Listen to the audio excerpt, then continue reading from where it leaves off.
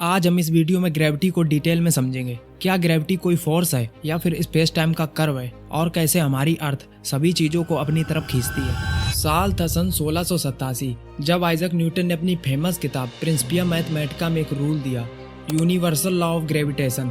उन्होंने कहा कि प्रत्येक कण एक दूसरे को अपने मास के हिसाब से अट्रैक्ट करता है। जैसे अर्थ हमें खींच रही है, वैसे हम भी अर्थ को खींच रहे हैं। क्योंकि हमारा मास कम है, इसीलिए हम मूव हो जाते हैं, और अर्थ का मास ज्यादा होने के कारण वो मूव नहीं करती। उन्होंने कहा कि अर्थ एक इनविजिबल फोर्स ग्रेविटी से चीजों को अपनी तरफ खींचती है, और जब हम किसी बॉल को छोड़ते हैं तो अर्थ उस पर फोर्स लगाती है और बॉल एक्सेलरेट होने लगती है। ये थ्योरी इतनी सही थी कि इसने प्लेनेट का मोशन, मून के ऑर्बिट और एप्पल के गिरने तक सब कुछ एक्सप्लेन कर दिया था। लेकिन कुछ जगह पर ये एक्सप्लेन नहीं कर पाई, जैसे ये हाई स्पीड और स्ट्रॉन्ग ग्रेविटी में ये थ्योरी फेल हो जाती थी, और मरकरी का ऑर्बिट सही से नहीं समझा पाई। उन्होंने ये तो बता दिया था कि अर्थ एक इनविजिबल फोर्स ग्रेविटी से चीजों को अपनी तरफ खींचती है, लेकिन ये नहीं बताया कि आखिर ये फोर्स आती कहाँ से है, और कैसे हमारा सन 15 करोड़ किलोमीटर दूर से हमारी अर्थ को खींच रहा है। और फिर आते हैं उनके 200 साल बाद, सर अल्बर्ट आइंस्टीन। उन्होंने 1905 में स्पेशल रिलेटिविटी और 1915 में जर्नल थ्योरी ऑफ रिलेटिविटी दी, जो ग्रेविटी का एक नया मीनिंग लेकर आई। सर अल्बर्ट आइंस्टीन ने कहा कि ये ग्रेविटी का कंसेप्ट गलत नहीं बल्कि अधूरा है।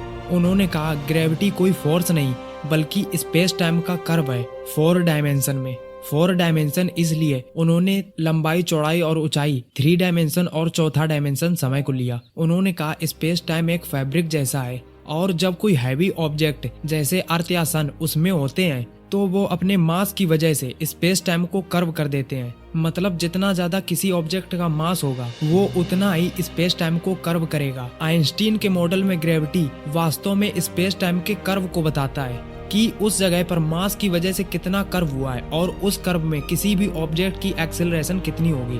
अब आते हैं कि हमें क्यों लगता है कि अर्थ किसी ऑब्जेक्ट को जैसे 9.8 मीटर पर सेकेंड स्क्वायर से खींच रही हो, क्योंकि हम और हमारे अर्थ का हर एक पार्टिकल स्पेस टाइम के कर्व में अपना नेचुरल जियोडेसिक पाथ फॉलो कर रहे हैं, और क्योंकि हमारे अर्थ का सरफेस फ्री फॉल में नहीं है, क्योंकि हमारा अर्थ सन के मास की वजह से स्पेस टाइम में आए हुए कर्व में कांस्टेंट वेलोसिटी से सन के चारों तरफ चक्कर लगा रही है, और क्योंकि हम तो फ्री फॉल में होते हैं और अर्थ हमें रजिस्ट कर रही है, और इसी अर्थ के रजिस्ट करने की वजह से हमें वेट फील होता है। स्पेस टाइम असल में कर्वेचर की लोकल स्टीफनेस को बताता है कि अर्थ के आसपास कर्वेचर कितना है, और ये स्पेस टाइम कर्वेचर ही डिसाइड करता है कि किसी भी ऑब्जेक्ट का एक्सेलरेशन या उसकी ग्रेविटी कितनी होगी। इसीलिए हमें लगता है जैसे ऑब्जेक्ट 9.8 मीटर पर सेकेंड स्क्वायर से पुल हो रहा हो अर्थ के पास है, तो हमें ग्रेविटी लगभग 9.8 मीटर पर सेकेंड स्क्वायर तक मिलेगी, और वहीं मून के पास ग्रेविटी लगभग 1.6 मीटर पर सेकेंड स्क्वायर तक मिलती है।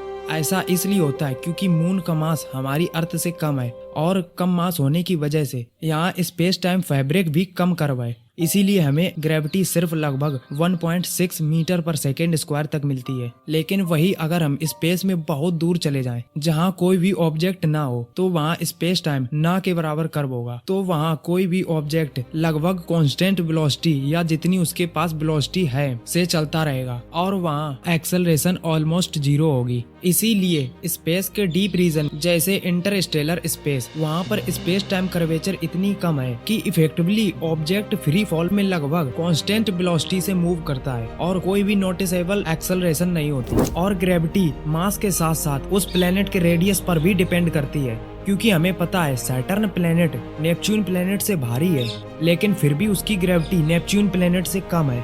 ऐसा इसलिए है क्योंकि सैटर्न प्लेनेट का नेपच्यून प्लेनेट से मास तो ज्यादा है, लेकिन उसका रेडियस भी नेपच्यून प्लेनेट से ज्यादा है, और क्योंकि स्पेस टाइम कर्वेचर और अर्थ की वेलोसिटी दोनों बैलेंस में है, इसीलिए अर्थ एक परफेक्ट बैलेंस से सन के लगातार चक्कर लगा रही है। इसी फाइन बैलेंस से पूरा सोलर सिस्टम बिलियंस ईयर्स से स्टेबल चल रहा है। लेकिन क्वांटम लेवल पर अभी भी ग्रेविटी को पूरी तरह से नहीं समझा जा चुका है, क्योंकि आइंस्टीन की जर्नल रिलेटिविटी के अनुसार स्पेस टाइम एक कंटिन्यूअस स्मूथ फैब्रिक जैसा है, जिसमें मास या एनर्जी स्पेस टाइम को झुकाती है, और बाकी चीजें उसी कर्व के हिसाब से चलती हैं। लेकिन क्वांटम लेवल पर तो सब कुछ टाइनी डिस्क्रिएट क्वांटा से बना है, और सब कुछ ग्रेनी और प्रोबेबिलिस्टिक होता है। जैसे एनर्जी छोटे छोटे पैकेट्स क्वांटा में आती है और पार्टिकल्स रैंडम तरीके से बिहेव करते हैं, और फील्ड में टिनी वाइब्रेशंस होती हैं जो पार्टिकल्स बनाती हैं, और क्वांटम के हिसाब से हर फील्ड में फ्लक्चुएशंस होती हैं। तो अगर स्पेस टाइम भी एक फील्ड है तो क्वांटम के हिसाब से उसमें भी छोटी छोटी फ्लक्चुएशंस होनी चाहिए। लेकिन जब ऐसा मानकर साइंटिस्ट कैलकुलेशंस करते हैं